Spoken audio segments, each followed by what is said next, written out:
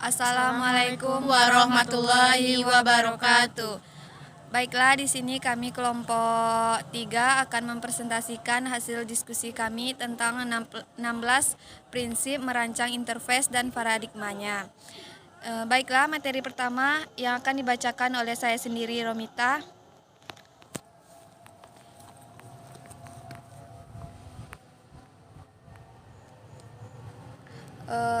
Paradigma yang ada tentang interaksi manusia dan komputer. 1. Paradigma interaksi. Paradigma yaitu sistem interaksi yang berhasil pada umumnya diyakini dan meningkatkan daya guna dari sistem tersebut. Prinsip yaitu interaksi efektif dari berbagai aspek pengetahuan seperti psikologi, komputasi, dan sosiologi yang mengarahkan pada peningkatan desain. 2. Jenis-jenis paradigma. 1. Time sharing, yaitu suatu komputer yang mampu mendukung atau dapat digunakan oleh multiple user. 2. Meningkatkan keluaran.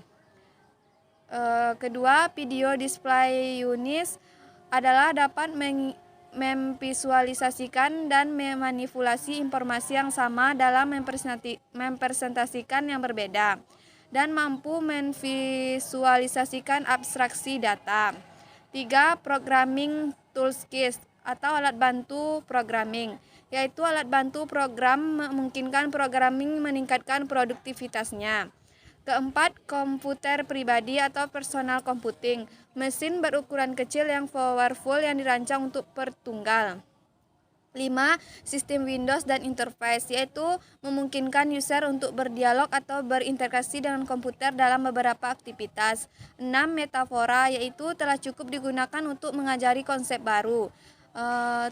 Manipulasi langsung, yaitu memungkinkan user untuk mengubah keadaan internal sistem dengan cepat. 8. Bahasa vs aksi, bahasa yang digunakan oleh user untuk berkomunikasi dengan interface. 9. Penyimpanan informasi dalam hypertext, yaitu penyimpanan informasi dalam format linear, tidak banyak mendukung pengaksesian informasi secara random atau browsing asosiatif. 10. Yaitu multimodality, adalah sistem yang tergantung pada penggunaan beberapa multifile. 11. Computer Supervised Cooperative Work, yaitu perkembangan jaringan komputer memungkinkan komunikasi antara beberapa mesin. Sebagai contoh paradigma kegunaan, 1. Perspektif sejarah dalam merancang sistem yang interaktif. Berdasarkan waktu tahun 40-50-an terjadi ledakan. 3. Pertumbuhan teknologi. 4. Unit peraga gambar. 5. Peralatan pemrograman. 7. Sistem Windows. 8. Manusia dapat melakukan lebih dari satu pekerjaan. 9. Windows dipakai sebagai alat dialog. 10. Manipulasi langsung. 11. Hypertext. Materi selanjutnya yang akan dijelaskan oleh Tessa. Kepada Tessa dipersilakan. B. Macam-macam aplikasi menggunakan 16 prinsip dalam merancang interface. 1. Aplikasi web, yaitu Google Chrome. 16 prinsipnya. 1. User compatibility. Tampilan Google Chrome sangat simpel dan mudah dipahami. Di samping itu, fiturnya memudahkan user dalam memudahkan pekerjaan. Yang kedua, product compatibility. Chrome sesuai dengan yang kita butuhkan. Contohnya, pada sistem riwayat. Di dalam sistem itu kita dapat melihat riwayat atau laporan penjelajahan. 3. Task compatibility. Google Chrome membuat user senyaman mungkin. Contohnya, user hanya mempik setup, tekan tombol OK untuk menginstal software, lalu Chrome secara otomatis menginstal sendiri dan setelah selesai secara otomatis terbuka dan siap digunakan. Yang keempat, workflow compatibility. Chrome mempermudah user dalam mencetak laman satu SIM hanya dengan menekan kontrol yang berada di pojok kanan atau lalu tekan print, otomatis akan menampilkan laman seperti gambar berikut. Konsistensi. Dalam sifat ini, desainer harus memperhatikan kebiasaan dari user. Konsistensi Dalam menggunakan software sangat memperhatikan sehingga dapat seragam dengan menggunakan analogi sehingga otomatis user terbiasa. Contohnya tampilan Google pada PC dan Android hampir sama. Kedelapan, familiarity. Menurut saya ini adalah nama yang simpel, namun mengandung arti yang sesuai dengan kegunaan website tersebut dan familiar bagi masyarakat untuk mengingatnya. Menurut saya penempatan logo pada website Google Chrome ini sudah benar dan sesuai dengan aturan umum yang berlaku. Karena logo dan nama identitas utama dari sebuah website. Ketujuh, simplicity. Chrome menampilkan menu-menu memudahkan user dalam melakukan berbagai hal membuat Chrome terlihat simpel. 8. Direct manipulation. Chrome menyediakan sebuah perubahan desain tampilan antarmuka sebuah aplikasi menyesuaikan sesuai kebutuhan dari segi warna dan lain-lain. Contohnya tampilan tema yang standar bisa diubah berwarna. 9. Kontrol. Mengantisipasi jika user melakukan sebuah kesalahan dalam sertifikat. Ke-10. WYSIWYG merupakan gaya atau ragam dialog di mana aksi yang dilakukan pengguna lalu langsung terlihat pada tampilan objek yang terdapat layar monitor. Yang ke-11, flexibility. Software engineer pada Google Chrome menyediakan beberapa fitur yang dapat menyelesaikan masalah si user. Sebagai contoh menu, toolbar, refresh, dan reset. Ke-12, responsiveness.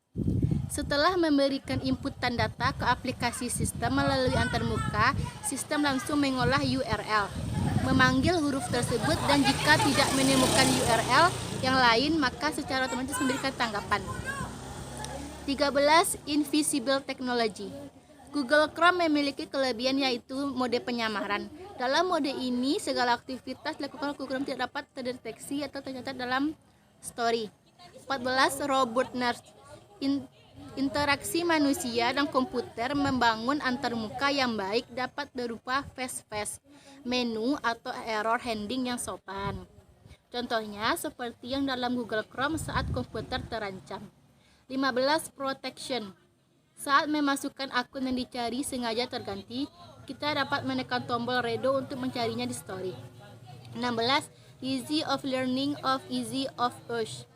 Di sini Google menyediakan fitur yang memudahkan user untuk mempelajari Chrome seperti waktu pertama kali memulai Chrome. Baiklah, saya akan menjelaskan materi selanjutnya yaitu prinsip dari aplikasi desktop atau Microsoft Word. 1. User compatibility, yaitu beberapa fitur baru dalam Word bisa menyebabkan dokumen terlibat berdasarkan tampilan dan dengan menggunakan versi Word yang lebih lama. 2. Product compatibility, yaitu mengizinkan makin banyak kontrol user terhadap penggunaan aplikasi. Contoh untuk print dokumen, selain mengklik button print, kita dapat menggunakan CTRL tambah P. 3. Task compatibility. Dengan adanya mode kompatibilitas, maka akan membatasi Anda dalam melakukan pengeditan dokumen tersebut. Selanjutnya, protection, yaitu produk yang dihasilkan memiliki versi yang dikembangkan secara bertahap. Microsoft Word dibuat secara bertahap untuk memenuhi UI. Contohnya Microsoft Word 2010 sampai Microsoft Word 2013. Selanjutnya, konsistensi, yaitu bahasa yang digunakan relatif baik dan menjurus pada masalah yang terjadi. Contoh, wrong spell language. Selanjutnya, familiarity, yaitu sifat manusia mudah mengingat dengan hal-hal yang sudah sering dilihatnya atau didapatkannya. Dalam perancangan interface kita juga harus konsisten. Selanjutnya, flexibility, yaitu komputer harus selalu merespon dengan segera setiap input dari user. Contohnya, pada saat mengubah ukuran font, maka seketika itu juga tulisan pada halaman kerja akan berubah. Selanjutnya, responsiveness, yaitu setelah memberikan inputan atau memasukkan data ke aplikasi sistem melalui antarmuka, sebaiknya sistem langsung memberi tanggapan atau respon dari hasil data yang diinputkan. Selanjutnya, invisible technology, yaitu Microsoft Word menampilkan apa yang terlihat seperti saat mengetik pada keyboard atau print dokumen kita. Selanjutnya, robustness, yaitu kemajuan sebuah aplikasi Microsoft Word yang bertambah seiring pertambahan versi. Contoh, aplikasi Word dapat menyimpan dalam berbagai format sebelumnya. Selanjutnya, invisible technology. Microsoft Word menampilkan apa yang terlihat seperti saat mengetik pada keyboard atau print dokumen kita, maka sesuai dengan apa yang ada pada tampilannya. Selanjutnya, WYSIWYG atau what you see is what you get, yaitu dalam penggunaan Microsoft Word kita dapat melakukan perubahan terhadap apa yang kita ketik. Selanjutnya, direct manipulation.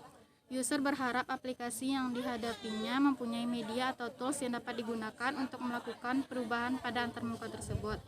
Selanjutnya, easy of learning and ease of use. Kemudahan dalam mengoperasikan perangkat lunak atau software, kemudahan dalam memahami icon, menu, dan sebagainya. Selanjutnya, saya kembalikan kepada moderator. Baiklah, saya akan melanjutkan materi selanjutnya, yaitu aplikasi mobile. Di sini kelompok kami mengambil aplikasi Facebook. Facebook adalah salah satu dari sekian banyak social network atau situs jejaring sosial yang ada di jagat web. 16 prinsipnya yaitu user compatibility. Pada dasarnya, sistem diciptakan untuk kebutuhan user yang lebih dari satu orang dan berlatar belakang yang berbeda. Maka sebuah software seolah-olah mengenal usernya. Mengenal karakteristik dan usernya. Aplikasi ini mengenal berbagai karakteristik manusia secara umum. Contohnya, Facebook sudah menyediakan mode gratis. Jadi bagi user ingin menggunakan Facebook tetapi tidak memiliki paket internet dan wifi, maka dia bisa menggunakan mode gratis.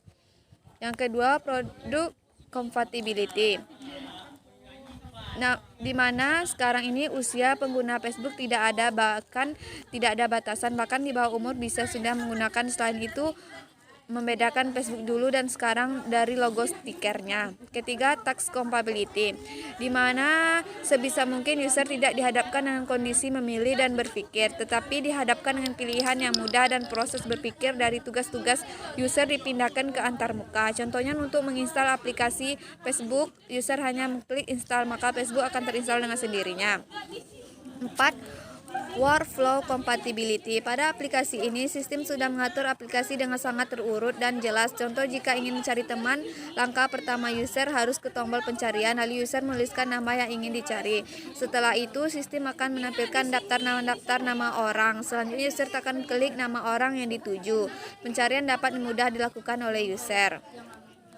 Kelima, konsistensi user. Pada aplikasi ini, ketika mengirim pesan kepada seseorang, maka bisa mengetahui apakah pesan kepada penerima pesan sudah terkirim atau belum. Hal itu dilihat dari foto kecil yang ada pada bagian bawah pesan. Dengan ini, user dapat memprediksi pesannya sudah dibaca atau belum. 6. Familiarity. User dapat dengan mudah mengingat hal-hal yang sering dilihatnya. Contohnya, kita user ingin mengubah foto profil Facebook atau ingin mengubah cerita di Facebook. Itu akan user lakukan dengan mudah karena sudah menjadi hal yang familiar. 7. Simplicity. Untuk kesederhanaan sistem yang menyediakan banyak menu pada Facebook juga terurut sehingga mudah dipahami oleh user. Informasi disediakan sistem juga tidak berbelit sehingga user dapat memahami informasinya dengan baik. 8. Direct manipulation. Facebook ini merupakan aplikasi yang banyak disukai oleh orang karena memiliki media atau tools yang dapat digunakan untuk melakukan perubahan pada tampilan, misalnya seperti foto profil. Jika sudah bosan dengan foto profil yang lama, bisa digantikan dengan yang baru. Pada aplikasi ini, user dapat melakukan sesuatu yang dia inginkan. Tingkat 9. Kontrol. Pada prinsip kontrol ini mempunyai tingkat konsentrasi yang berubah-ubah. Ini sangat mengganggu proses berjalannya sistem. Salah satu kesalahan yang bisa dilakukan oleh user adalah salah pengisian email atau nomor handphone atau password pada saat ingin login ke akun Facebook. 10. What you see is what you get. User bisa mendapatkan banyak pengetahuan dari apa yang dilihat, dan banyak informasi biasanya itu didapatkan dari postingan atau informasi yang diberikan teman Facebook. 11. Flexibility. Salah satu solusi dalam menyelesaikan masalah dalam aplikasi Facebook adalah user dapat mengubah kata sandi lama dengan menggunakan kata sandi baru, dan pengaturan untuk mengubah kata sandi semuanya terdapat di menu pengaturan. Responsiveness, yaitu respon sistem kepada user. Contohnya pada saat user mengubah foto profil atau memposting foto, maka di situ respon sistem adalah dengan memberikan informasi kepada user tentang waktu posting dan beberapa orang yang like dan komen.